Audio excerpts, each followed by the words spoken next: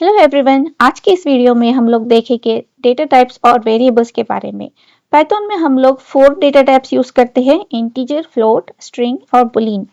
Integer type basically हम लोग whole number store करने के लिए यूज करते हैं, चाहे आपको 101 स्टोर करना है, 1000, 0, 1 या फिर और भी कोई बड़ा सा नंबर स्टोर करना है तो आप इंटीजर वेरिएबल यूज कर सकते हो। डेसिमल वैल्यू स्टोर करने के लिए हम लोग यूज करते हैं फ्लोट डेटा टाइप। जैसे आप 5.0 स्टोर करना चाहते हो, 12.5 या फिर कोई भी डेसिमल वैल्यू स्टोर करना चाहते हो तो आप फ्लोट का यूज कर सकते हो। कोई भी स्ट्रिंग, टेक्स्ट या फिर सिंगल कैरेक्टर स्टोर करने के लिए आप स्ट्रिंग टाइप का यूज कर सकते हो। स्ट्रिंग टाइप को हम लोग स्ट्रिंग टाइप की किसी भी वैल्यू को हम लोग सिंगल या फिर मल्टीपल कोट्स में या डबल कोट्स में स्पेसिफाई कर सकते हैं। बुलियन टाइप को जैसे आपको कोई स्टेटस स्टोर करना है या ट्रू या फॉल्स वैल्यू स्टोर करनी है तो आप बुलियन वेरिएबल का यूज कर सकते हो या बुलियन डेटा टाइप का यूज कर सकते हो। ट्रू या फॉल्स को फर्स्ट लेटर कैपिटल में ही लिखा जाता है। चलिए देखते हैं कि हम लोग ये डिफरेंट डेटा टाइप्स को कोडिंग में किस तरह से यूज कर सकते हैं। जैसे यहाँ पे आप देख रहे हो कि मैंने कुछ वेरिएबल्स ऑलरेडी डिक्लेयर कर दिए हैं। चलिए हम फिर से एक बार ये सारे वेरिएबल्स को डिक्लेयर करते हैं। जैसे मान लो कि मुझे रोल नंबर स्टोर करना है, जो मेरा रोल नंबर 101 है, तो यहाँ पे मैं यूज करूंगी इंटीजर टाइप। यहाँ पे आपको पाइथन में डेटा टाइप स्पेसिफाई करने की कोई ज़रूरत नहीं है, क्योंकि पाइथन एक डायनामिकली टाइप्ड लैंग्वेज है। यहाँ पे अगर आप 101 असाइन करते हो तो ये अपने आप से इंटरप्रेटर जान लेगा कि रोल नंबर जो है आपका इंटीजर टाइप का है, तो यहाँ पे आपको डेटा टाइप स्पेसिफाई करने की कोई ज़रूरत नहीं है। उसी तरह से यहाँ पे मैं नेम वेरिएबल का यूज़ कर रही हूँ नाम स्टोर करने के लिए, और हाइट वेरिएबल यूज़ कर रही हूँ हाइट स्टोर करने के लिए। उसी तरह से मुझे स्टेटस वेरिएबल डिक्लेयर करना है स्टेटस स्टोर करने के लिए, तो यहाँ पे मैं यूज़ करूँगी ट्रू।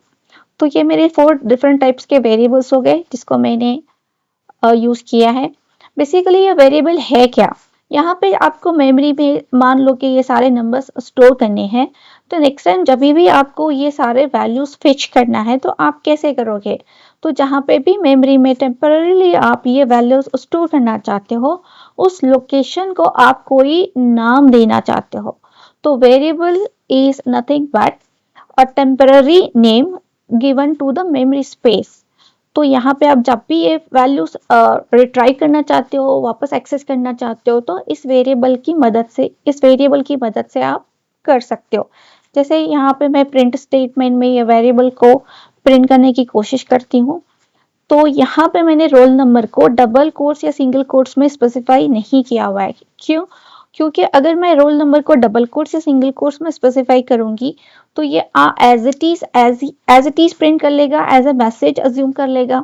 लेकिन मुझे यहाँ पे इसको एज अ मैसेज प्रिंट नहीं करना है, बल्कि इस वेरिएबल की वैल्यू प्रिंट करना है।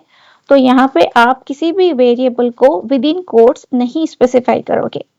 जहाँ पे मैं यानी प्रिंट स्टेटमेंट में मैंने सारे वेरिएबल्स को प्रिंट कर लिया है। यहाँ पे हम लोग स्टेटस भी प्रिंट कर लेते हैं, तो आप देखोगे कि यहाँ पे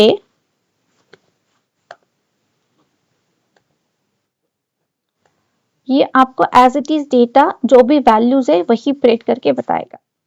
तो यहाँ पे अगर आपको सारे वेरिएबल्स को एक ही लाइन में प्रिंट करना है तो आप कॉमा से सेपरेट करके भी किसी भी सीक्वेंस में प्रिंट कर सकते हो। आपने चाहे जो जिस सीक्वेंस में भी आपने डिक्लेयर किया हुआ है, कोई प्रॉब्लम नहीं है। आपको जिस सीक्वेंस में आउटपुट चाहिए आप उसी सीक्वेंस में वैल्यूज को प्रिंट कर सकते हो। तो आप देख रहे हो कि ये सारे एक ही लाइन पे प्रिंट हो रहे।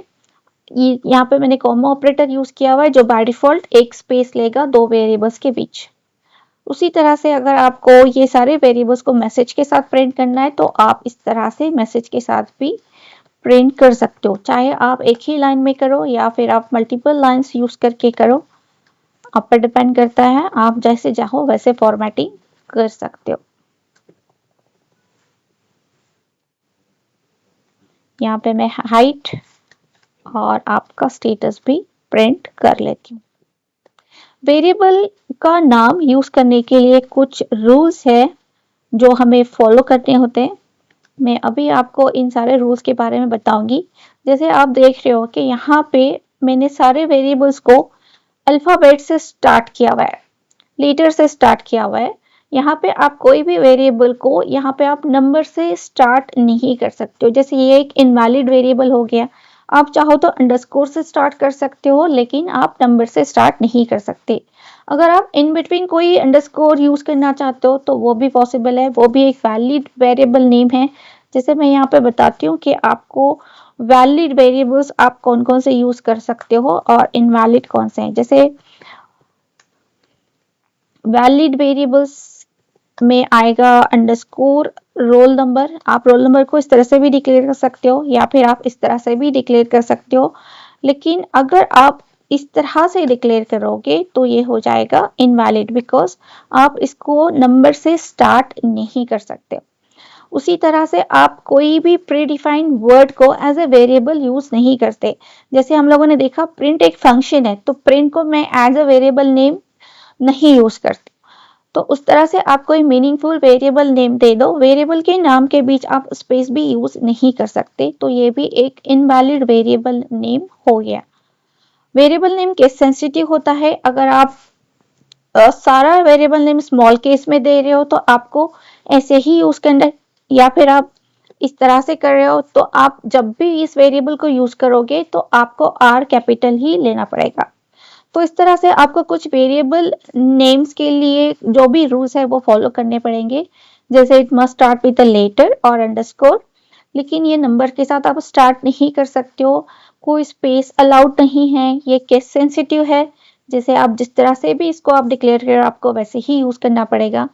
और ये कोई प्रीडिफाइंड वर्ड और कीवर्ड नहीं हो सकता। जैसे हम लोग धीरे धीरे जैसे आगे बढ़ेंगे तो हम लोग देखेंगे कि ये फॉर क्या है, वाइल क्या है, क्लास क्या है। ये सारे कीवर्ड्स जो है पाइथन ने ऑलरेडी हमें दिए हुए हैं। जैसे हमने प्रिंट देखा है, तो इस तरह के प्रीडिफाइंड वर्ड्स को आप as a variable name use नहीं करते। आई होप आपको समझ आ गया कि आप पाइथन में कौन कौन से डेटा टाइप्स और वेरिएबल्स किस तरह से डिक्लेयर कर सकते हैं। आई होप कि आपको ये वीडियो अच्छी लगे। Thanks for watching, bye.